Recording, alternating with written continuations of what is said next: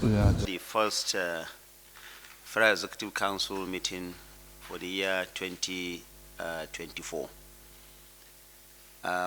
We wish to use this opportunity to thank you, members of the press, once again for all the support and cooperation that you have given to government thus far. We also implore you to continue to support government in its desire to deliver programs and services in line with the President's renewed hope agenda. We have said repeatedly that the government of President Bola Ahmed Tinubu is desirous of ensuring that information, credible information, is being passed on to the Nigerian population honestly, timely, and sincerely. It is in that direction that each time, of course, it is the tradition as well, that each time the Federal Executive Council meeting is held, proceedings or conversations that happened on that day is usually ventilated to the Nigerian people through you. Today, I'm here with the Honorable Minister of Defense, the Honorable Minister of State for Education, Honorable Minister of Health, and Coordinating Minister for Social Welfare, and of course his Minister of State. And of course I have to the extreme left, the Honorable Minister of Trade and Investment. Today's FEC was in two segments. The first one was the swearing in of a member of the Revenue Mobilization, Allocation and Fiscal Commission from Rivers State, after which deliberations on government activities began. The federal government today approved the group life assurance for all federal government staff as submitted by the head of service. About 12 companies were involved, Nigerian insurance companies were involved, and about 9.8 billion naira was approved by council to settle the group life assurance claims. There was also a consideration for the approval of the elimination of double taxation that also came up at council today. Of course, details of this will be provided by each of the ministers concerned. I will invite the Honorable Minister of Defense to talk about those things that concern his ministry that were discussed at council. As usual, all the ministers will give you their briefings, and at the end of it all, we'll entertain questions from the press regarding those issues that were raised. We implore you to, as much as possible, keep the issues to the deliberations that happen in council so that we can have a focused deliberation. Once again, thank you very much. Let me invite the Honorable Minister of Defense to give his own briefing. Thank you.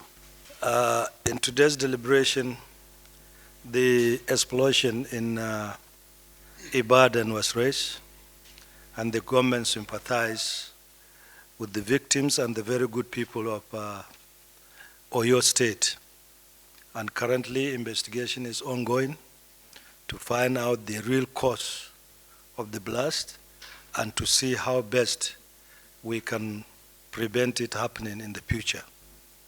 After that, there is the issue of environmental protection, as well as mining areas protection and forest protection were discussed.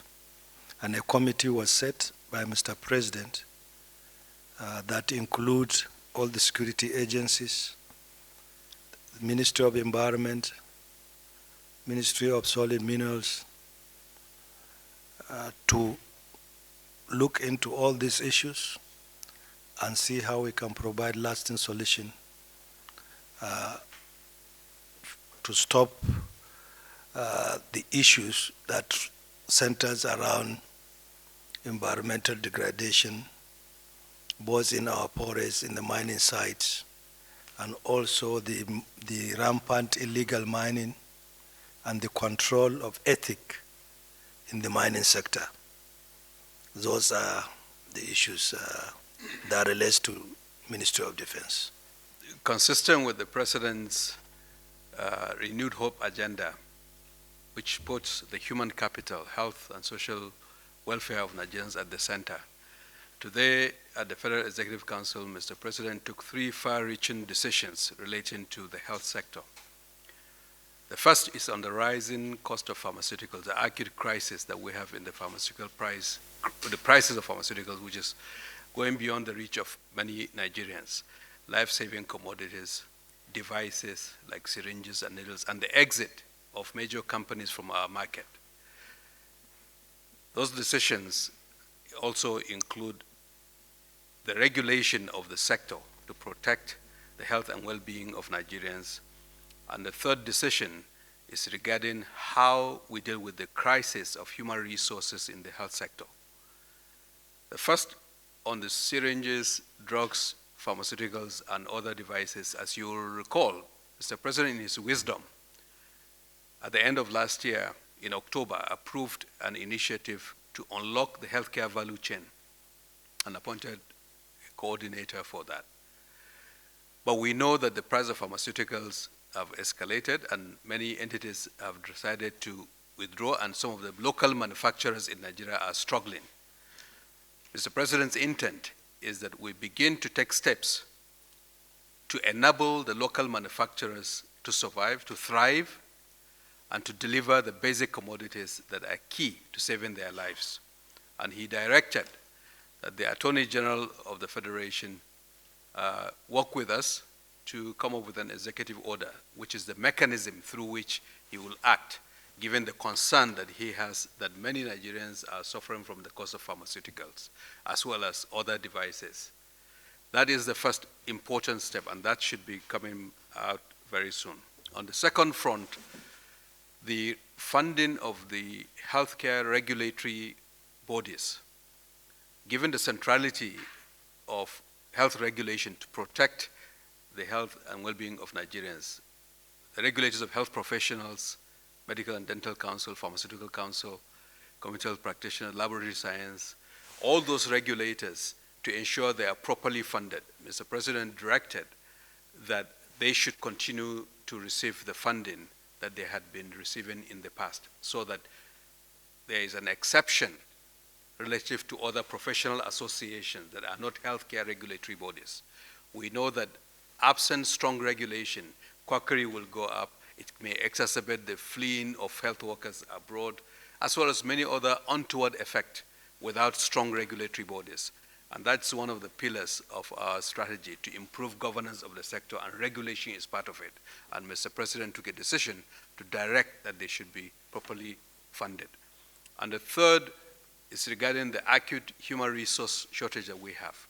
We know, and having gone around many of our hospitals, particularly federal tertiary hospitals, the replacement of health workers that leave oftentimes takes a very long time, because waiver process takes several stages. Mr. President directed in council that the approval of those waivers be delegated to the Federal Ministry of Health and Social Welfare, so that it doesn't have to go through the Office of the Head of Civil Service of the Federation. That will hasten the replacement, the recruitment of health workers in terms of when those leave, and also those who are out there unemployed, within limits of their fiscal resources. All in all, to say that the President is very keen that we drive forward to safeguard the health of Nigerians, to earn the confidence, the trust of Nigerians, and to deliver for Nigerians in this new year that we have started. And the marching orders are very clear. And my colleague here, the Minister of State, can add more, but I think we know that we are on a path to execute and to earn the trust of Nigerians consistent with the President's vision and his renewed hope agenda. The three major steps taken in Council today to protect the health care of Nigerians. Mr. President is very keen on doing this. He's made this a huge part of his agenda to Nigeria, health care being on the front burner. I won't repeat what the coordinating minister said about the three major things. The other part I'm going to add to it is that there's a committee, a standing Federal Executive Committee that has been set up before that included coordinating minister for Minister for Finance, the Honorable Minister for Trade and Investment, Minister for Budget as well, that have been mandated to look at tariffs, levies, on how to protect our manufacturing sector. Today, healthcare sector, the as Minister of Health has been added to that committee.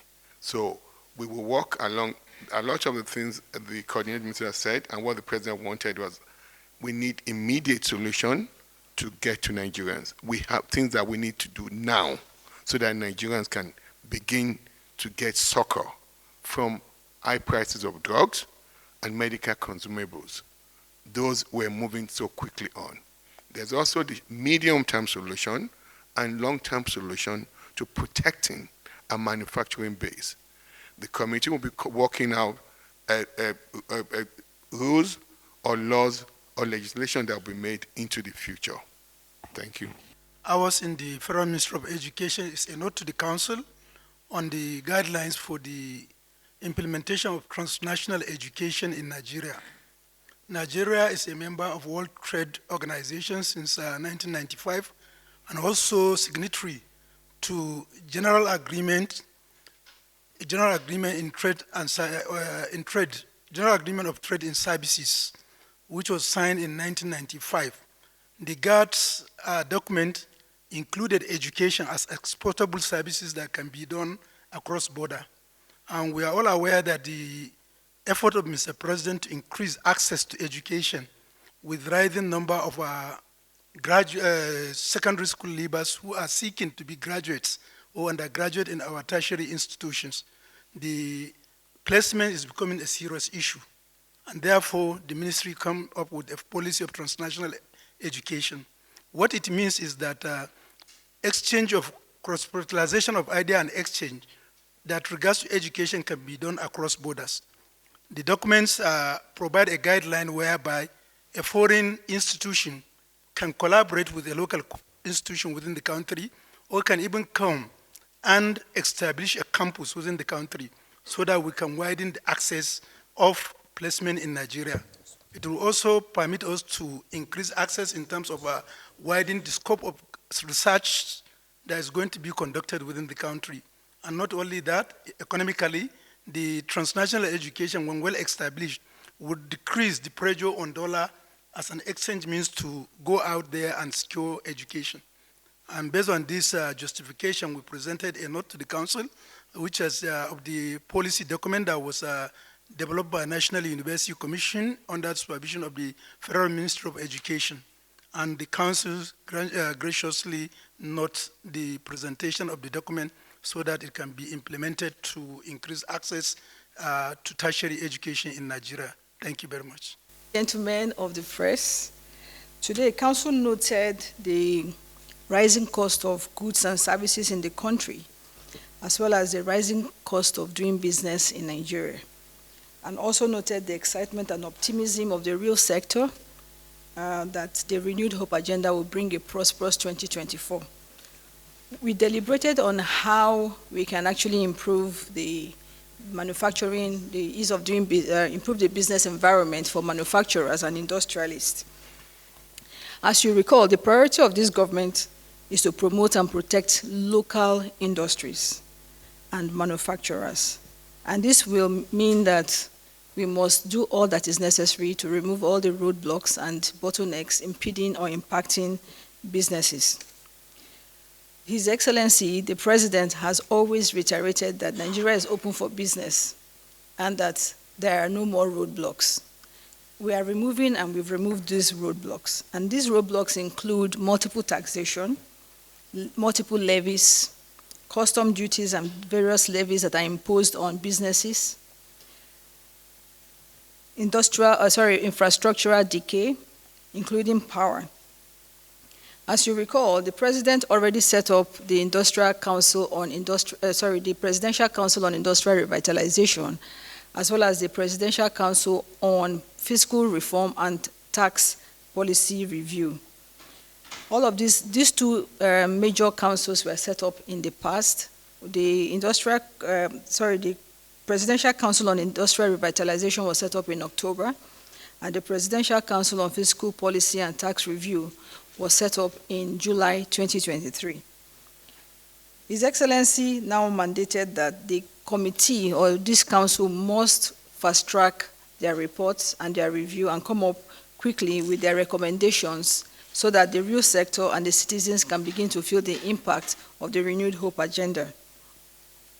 As you will recall, the Presidential Council on Industrial Revitalization includes the following: the Committee on Consumer Credit, Committee on Artisan Certification and Licensing, Committee on Trade Facilitation, Committee on Commodity Exchange, Committee on Mining and Solid Mineral, Committee on Oil and Gas, Creative Economy, Steel and Heavy Industries, and now Healthcare has also opted to join the Presidential Council, as well as the Committee on MSMEs.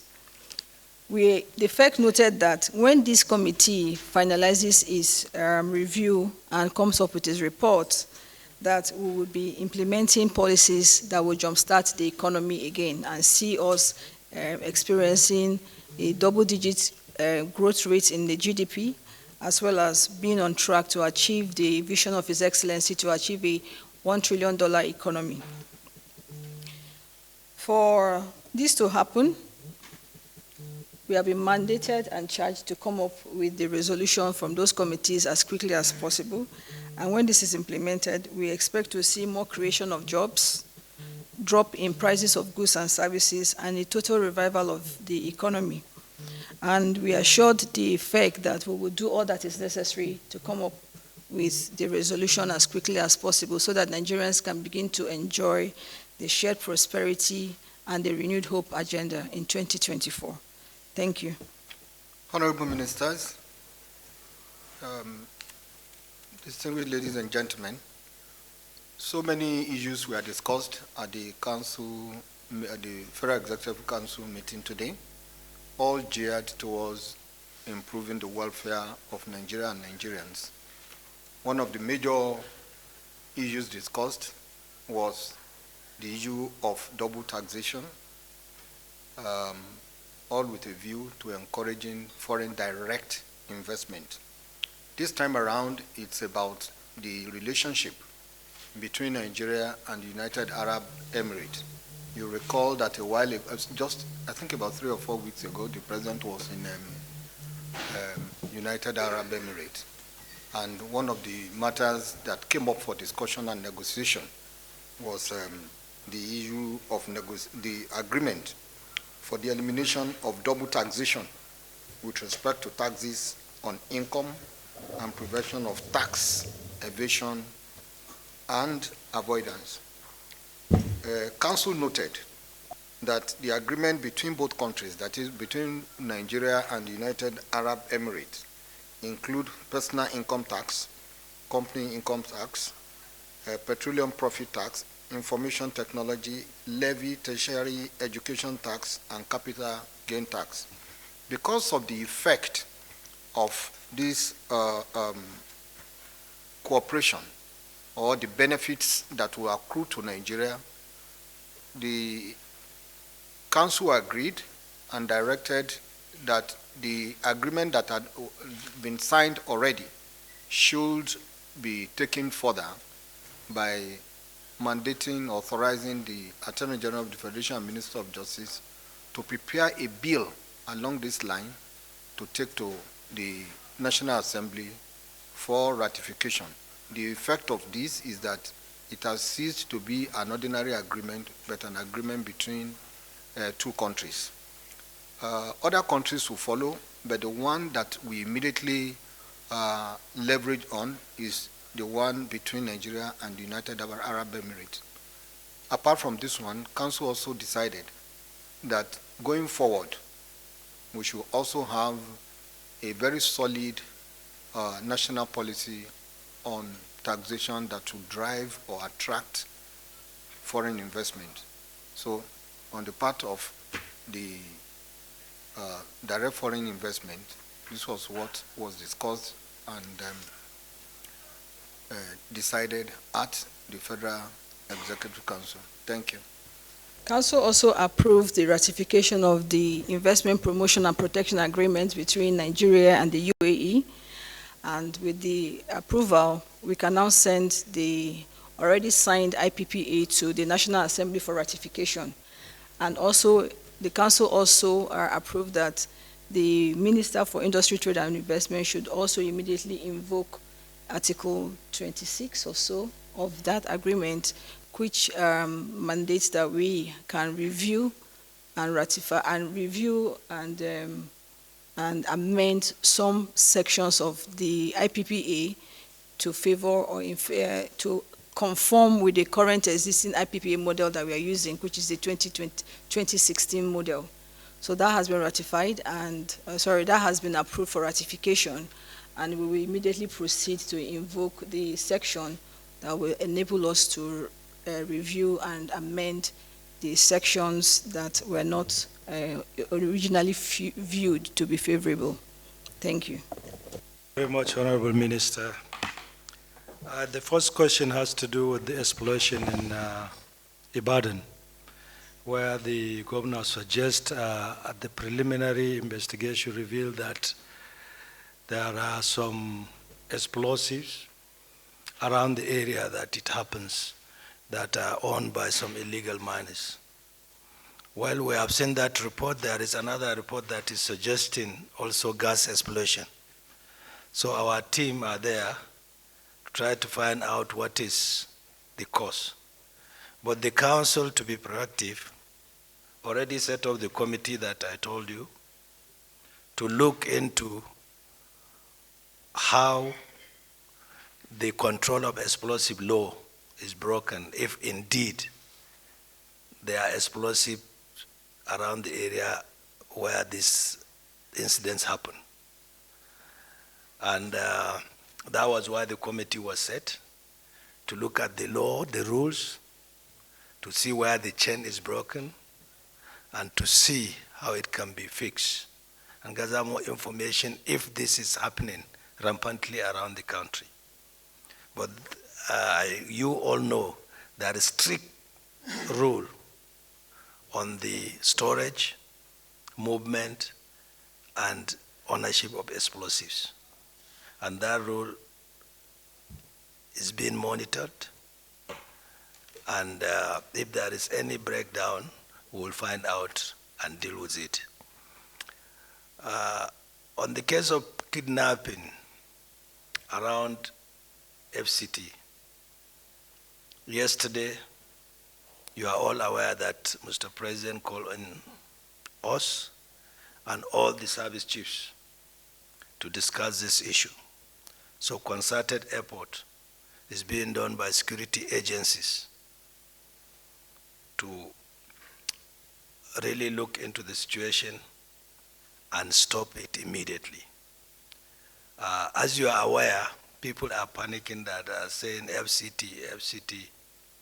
Well, these kidnappings happen around the suburb area of FCT in Buhari local government, majorly around towns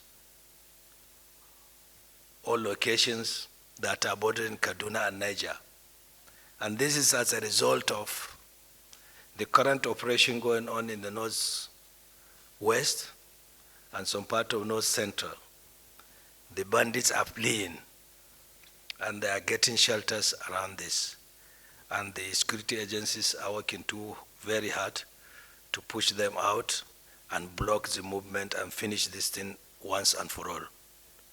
And the president has given us the marching order and all the support that the security agencies needed to end this thing. And on crowdfunding, we all know that there exists a law that prevents payment of ransom.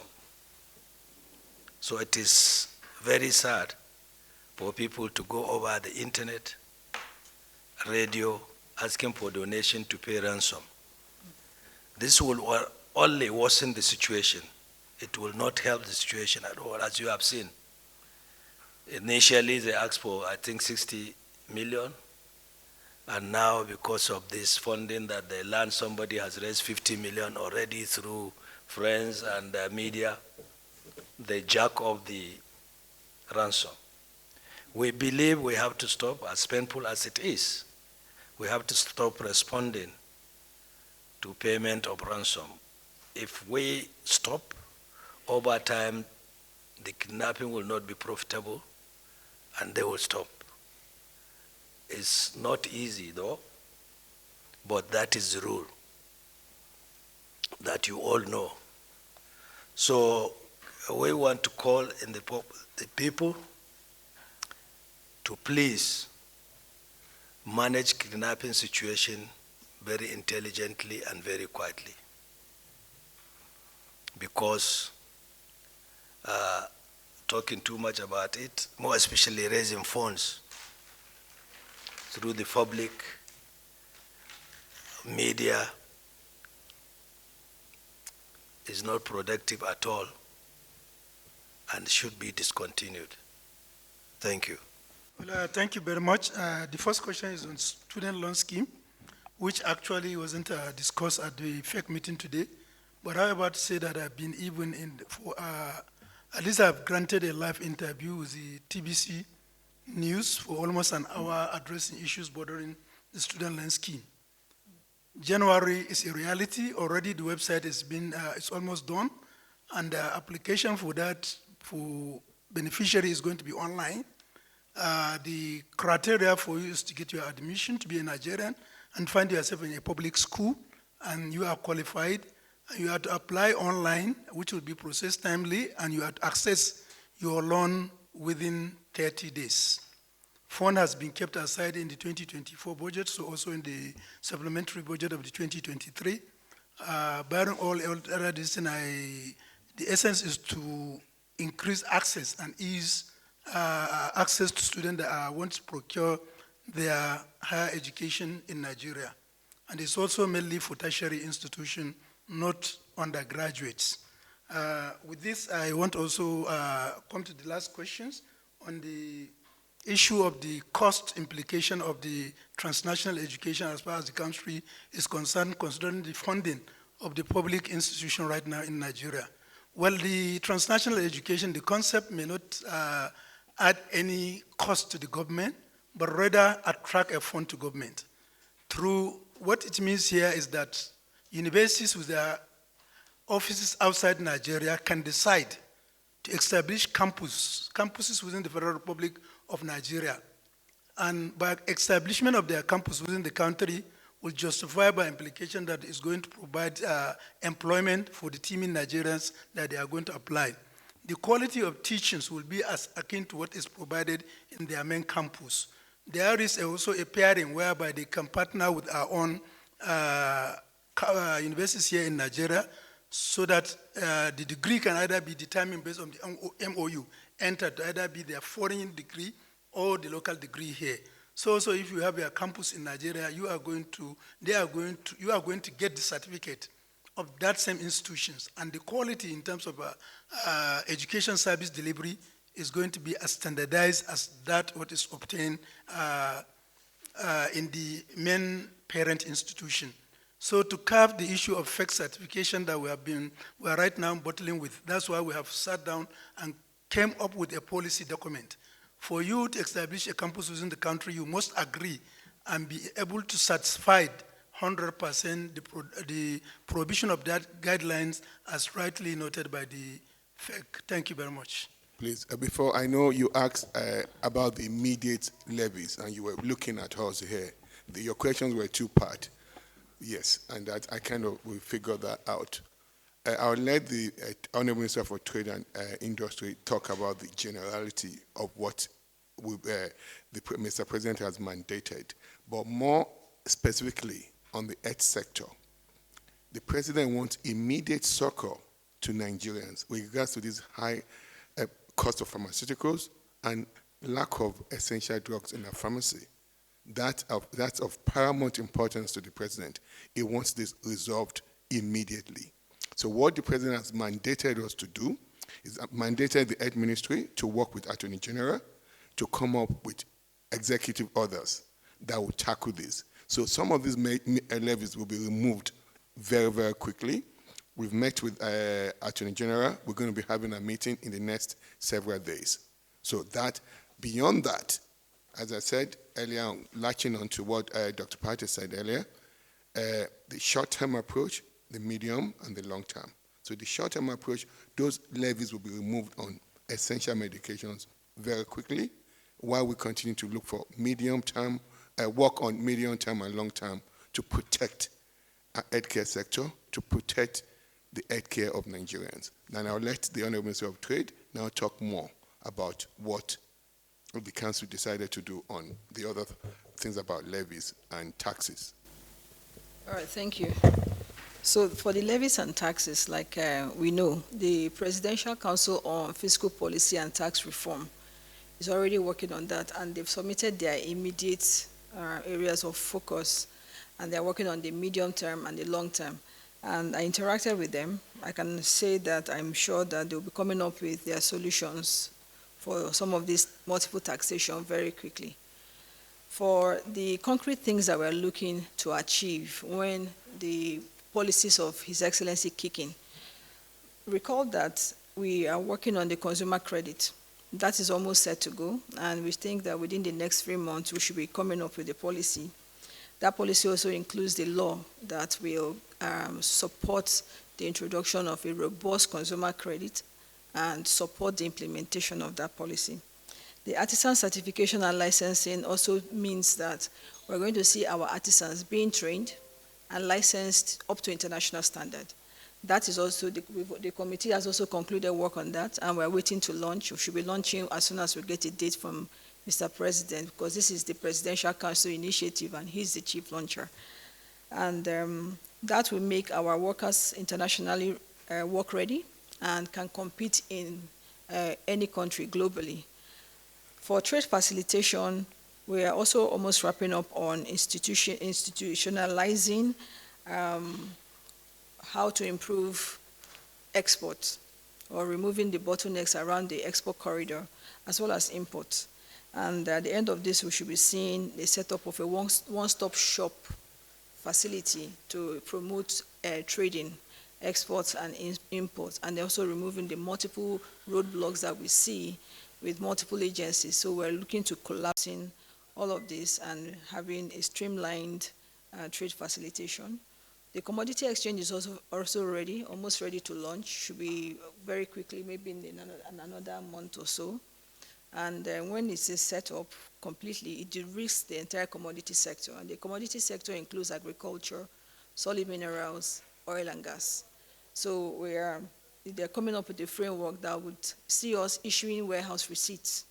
So that's part of the de-risking tool that we are seeing that would drive investment into the commodity sector.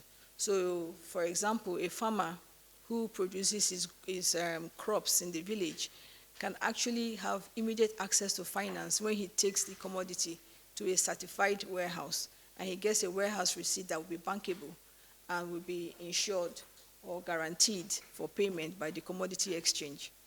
We will be working with the Central Security Clearing House System, CSCS, as a depository for the warehouse receipts, so that the banks can accept the warehouse receipt and it makes it immediately bankable for farmers to receive funding for their inputs without having to suffer the fluctuation of prices due to glut after harvest or scarcity when there is no harvest.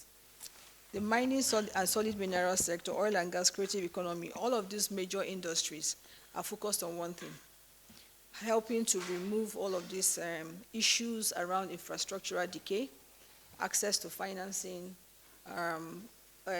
trade policies and government policies that impede businesses or industries, and then also promote policies that will help businesses, especially local businesses, to do much better.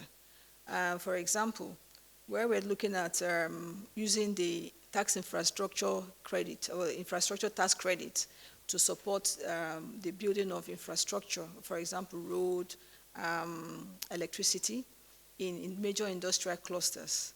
This will help to boost or remove or reduce that infrastructural decay that we've seen. So we're activating this now for clusters, for industries, aggregating the manufacturers to come together, and we will then activate that with the support of the FEC and get that going. Same for all the other sectors, really. It's basically looking at what are the common denominators, what are the common factors that are affecting businesses, removing all of those.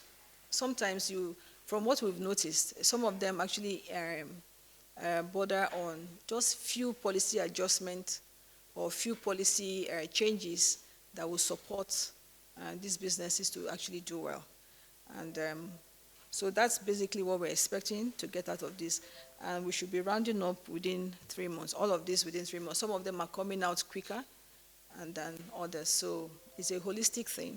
I think that at the end of this, we should see a total revitalization of our industrial sector. And we should see manufacturing and production pick up. Thank you. Thank you. There is a question from